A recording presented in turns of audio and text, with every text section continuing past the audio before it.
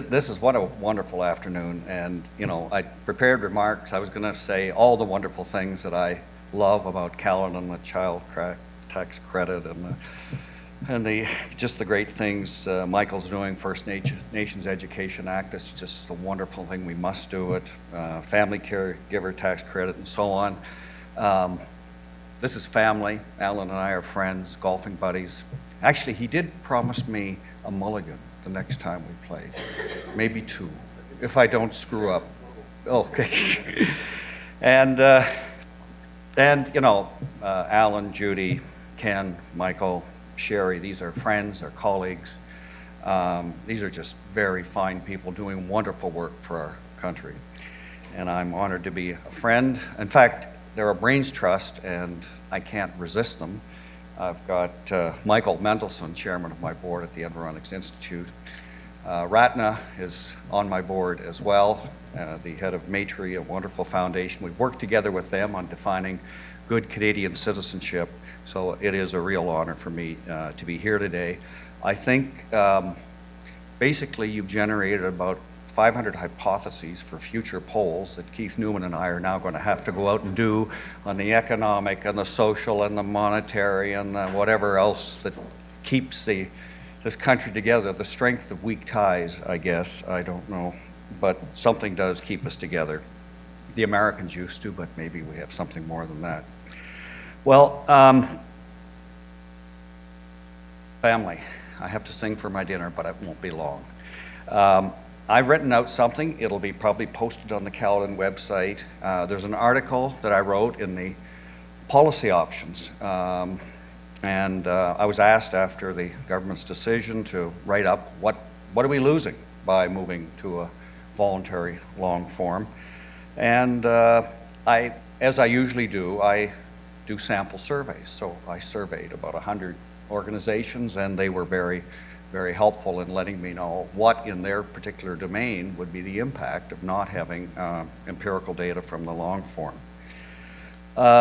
Ian MacDonald asked me to do that. I guess it was Mel Kapp, actually, who was the head of IRPP, and then Ian is the editor of Policy Options. And he told me afterwards that it was the most downloaded article that had ever been written. Now, he may say this to all the authors that write for him because he doesn't pay anything. So, but I think actually it meant that a lot of us were really upset about what the government was doing, and were aware that this data was really important to our work and to making Canada a better place. I was surprised, though, at the breadth and depth of the response to the government's decision on the long form. It turns out about 480 organizations oppose the decision, 11 support it. I don't know where they get their foreign funding. I haven't really looked into that. The 11, anyway. And among the 488 who oppose it are some really interesting bedfellows, the Canadian Association of Retired Persons and student groups, the Province of Quebec and the Canada West Foundation, the Toronto Star and the C.D. Howe Institute, Rural Ontario Institute and the Federation of Canadian Municipalities, bank economists, anti-poverty groups, Queer Ontario, and the Roman Catholic bishops. So as I said, it's quite a inclusive group of people who, and actually some evangelical Christians got in touch with me too, saying, I mean, how the hell are we going to grow if we don't have micro-targeting? You know, we're not that big yet. So, well, Canadians of all ages, of ideological stripes, sexual orientations, I seem to value data-driven decision-making and how we're changing over time. And of course, this is social science. How are we changing over time? How do we compare to other countries? It's sort of the fundamental longitudinal and comparative perspective that allows us to know what in the hell is going on. I think the numbers of us who are really upset were maybe 10,000. If we all would move to the same riding, maybe somebody would then treat us with respect, but we are spread out across the country. We're in every riding of the country. We're only a few hundred people. But I think this decision will ultimately come home to roost in our country. Why was it made? It seems narrowly tactical. It seems ideological. It seems crudely populist. Like, why would somebody gratuitously make such a decision? And you'd think it is such that maybe someday there will be people in Parliament, on the government side, maybe in the Senate and so on, we're going to realize that they too maybe could use some data. You know, when things aren't going your way, you may use some data to fight back. And it could be just kind of a libertarian ideology that we don't want the government telling us what to do. We want smaller government. If we have all this data, well, we know what's going to happen. A bunch of bleeding hearts are going to get the data and say we have to have another government program. So no data, then it's your opinion versus mine, your anecdote versus mine. But the adding anecdotes doesn't give data. It leads to shouting. It leads to, I don't know, you have your evidence, I have my faith. You get American talk radio in the end. There's no data. And it's very amusing. It's a meal that's quite amusing, and we're gluttons for it, but it's not very nutritious. It's just not great. And it's funny because moving, the short form, you all answered it, I know, because you don't want to run into the tough on crime legislation that the federal government has, so you don't want to see the consequences, do you? And end up filling those prisons and serving those strict sentences. So you did fill out that one, and that asked you very few questions about how many people in your household, what are the relationships there, and that sort of thing. They were going to skip the language question, and somebody remembered that there were some people who spoke French, and we had to ask that too as part of the Constitution. So that's there, but the long form asks questions about citizenship. It asks about immigration status, income, occupation, childcare, housing, the number of bedrooms, although we don't ask what you're doing in the bedroom, thanks to Pierre Trudeau. Bathrooms as well, and we don't ask about what you do in there. It's all up to you, but what do people use that long form stuff for? Businesses use it for planning. NGOs use it. Religious groups, as I mentioned, even the evangelicals. Oh, governments use it for planning as well. They use it to plan, and they use it to evaluate whether or not what is being done is actually working. You've heard of the United Way's poverty by postal code, long-form data. Jeff Wrights, Dr. Jeff Wrights over here, does studies and tells us that immigrants are not doing as well now as they were 10 and 20, 30 years ago. We need the long-form data. We need the ethnic diversity survey to know that. If we don't know it, then how are we going to make policy to rectify such a situation? The educational attainment of Aboriginal people. Is this not a national priority for all of us? If we don't measure it, then how are we going to know if the policies we have and the interventions we make are working or not, and what should be done to enhance the educational attainment of Aboriginal people, which will be their ticket to a good life and prosperity. We've done some research on this. We know this to be true. This is a modern information economy. Public health. You want to target something, a TB program.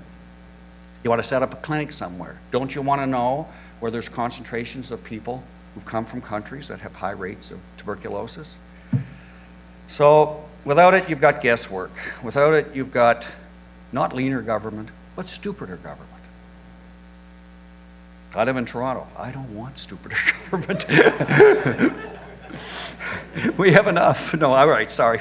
Art, that was for you. Anyway, we did my institute, Environment Institute, we did a study of urban Aboriginal Canadians.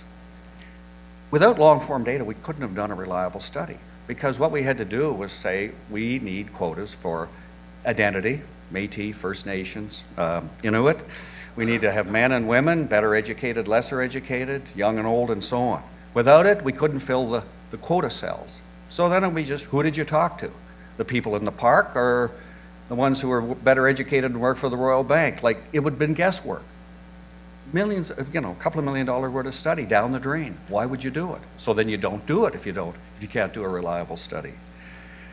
Without statistical reliability, you really have a lot of trouble making rational decisions. So what happened? We went from a compulsory form, 25% of the population had to fill out, the long form, right? Social scientists and policy people and so on say the government should do, to a voluntary form of a third of us. 68% of us answered.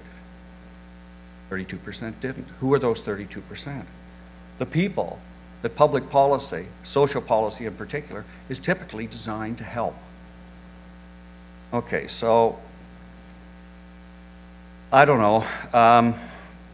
It's just not, it's great for a survey that Environics would do, 68% response rate, right? I'd cut off my right hand, but it's not good enough for our national statistical base. And it's the base upon which the government uses also for its labor force survey, for the survey of household spending, for the ethnic diversity survey, if that ever gets done again, and other studies that we would like our national agency to undertake. Well, I love the Globe and Mail and my friend Andre here. I love data. The Economist is my Bible. And I have this scenario where I open it up one day, and you know all those lists and those charts? And there's Canada, NA, no data. There's Canada with an asterisk. Here's some data, but you can't really believe it. So I guess I'll have to cancel my subscription to The Economist, because that's typically now how I find out about where Canada is internationally, except when the Globe and Mail helps me out as well. Northrop Frye once said we are a nation who admires one profession above all the others, the accountant. So much for Northrop Frye. You know, the Americans make money, we count it. Well, I guess we've lost that special quality as well. I thought about when public policy by conviction was a good thing, and I could think of a few examples. For example, slavery, the elimination of slavery, the abolition of slavery. That was not done, that was not data-driven. That was doing something that was right. But often in our modern complex society, to know what's right, we've got to have data. And to know what we're doing and whether it's working or not, we have to have data. To know about global warming, we have to have natural science. To make good policies, to deliver policies well, to deliver programs well, to target them well, we need good data. Science, not ignorance, not anecdote, nor ideology, has vastly extended the span and quality of human life over the past centuries. And I agree with my golfing buddies that this trend should continue. The extension of a long life where we're living well. It seems the federal government loves economic data, and I think that's a good thing too, but when it comes to social policy, don't want it. And I guess the sense is that again, the data is going to feed the beast of creating more things for government to do, more spending. Leviathan will continue to double every 100 years and so on. And maybe a sense that, well, maybe the 20th century was a mistake. Maybe the Enlightenment was a mistake. Did you ever think you'd be defending the Enlightenment in Canada? I think, you know, you could have a left-leaning government up there saying we ought to spend like mad. We don't have data, but we just think we ought to spend on everybody because we're trying to buy their votes. I don't want that. I want to know whether or not if we increase teacher salaries, we're actually getting outcomes in the classroom. And I don't want a society run by Ron Paul, you know, who says, what the hell with government? I mean, we need a Ministry of Defense, and what else would you need in that government? Not much more. Oh, and prisons. I think in the 20th century we thought there were other things the government could do, and that was to achieve some of the things that the private sector couldn't. And the idea that just because government gets out of it and the private sector is going to fill the gap, like somebody said to me, oh, Michael, well, Stats Canada is going out of business. This could be great for you. Well, let me tell you, it's good. I don't know what kind of an incentive I would have to give 32 million Canadians to fill out a census form. But if somebody would give me the dough, I could maybe try to do it. But I think there are some things that government has to do for us. And I think collecting reliable data is one of those things. And I'm not alone in this. There are smaller government, not ideologues, but people with a point of view, who strongly oppose the government's decision. Bill Robson at C.D. Howe Institute, I mentioned them earlier. And I'm going to tell you what Bill wrote. I think he sent it to us in preparation of the IRPP article. For those who want government to do less but do it better, good information is indispensable. We're going to make rational decisions about when government should have a sunset and something else should come along. Okay, so I don't know what's going to happen. I've asked my colleagues at Environics Analytics, they're the ones that get this data and use it for governments, they use it for NGOs. They're actually working with Canadian Council on Social Development to provide data hubs for NGOs and community organizations. God bless them, I'm glad they're doing it. They're doing it apparently for nothing. I don't know how we're going to make money doing that, but anyway, they're doing that, I guess, to advance the cause in Canada.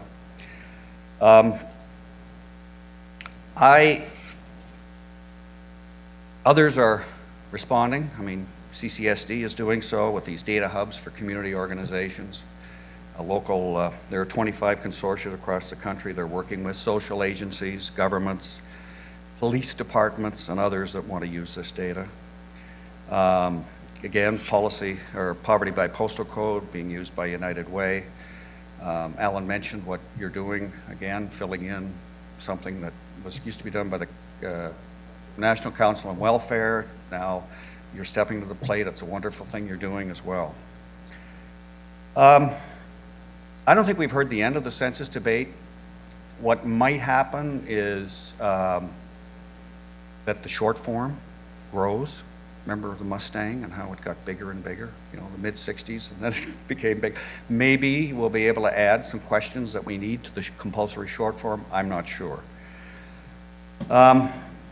Anyway, all is, I hope, not lost. We have a lot of people who are trying to do their best to fill in the gaps until hopefully someday we restore this. But I have an idea, and maybe in celebration of Caledon's 20th anniversary. Those of us in this room, us brothers and sisters who use data to try to improve our country, I think it may be time for us to honor not just those who play by the rules of the game in this country and get honors from our government, but how about those who speak up?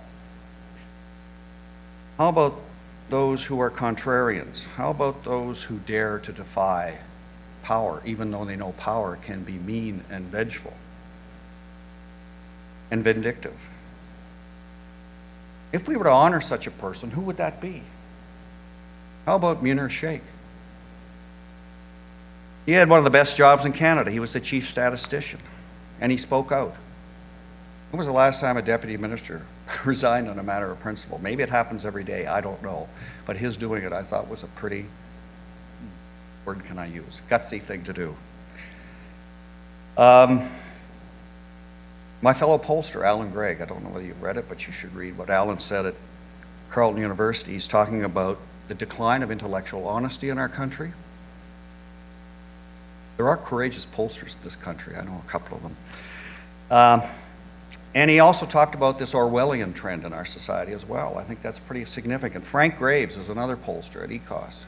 Frank dared do some empirical work, very good work for the Council of Canadians on this robocalling thing. How did they respond? Nobody criticized science. They criticized him ad hominem and impugned his character and his supposed political bias. So maybe there's some, and you may think of other whistleblowers that should be respected and shown some respect. So I'm wondering then if Caledon might think of an annual award for people who actually, in this country, stand up and are willing to defend what we think is fundamental in the work that we do at Caledon, what we do at Environics Institute, and as well, he's probably going to say, okay, Michael, you're going to help me with this. But I think it's maybe time that we do honor some rebels in this country who are standing up for things that we believe in. We baby boomers are getting to the age where it's time to give back, and maybe this is something that we should be doing. So anyone like the idea of a Canadian Galileo Award? Again, I never thought we'd be defending the Enlightenment. Thank you for listening. Thank you, Ellen, for inviting me. Thank you, Judy. What the two of you do is just incredible, and it moves me.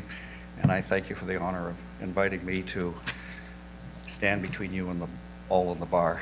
Thank you.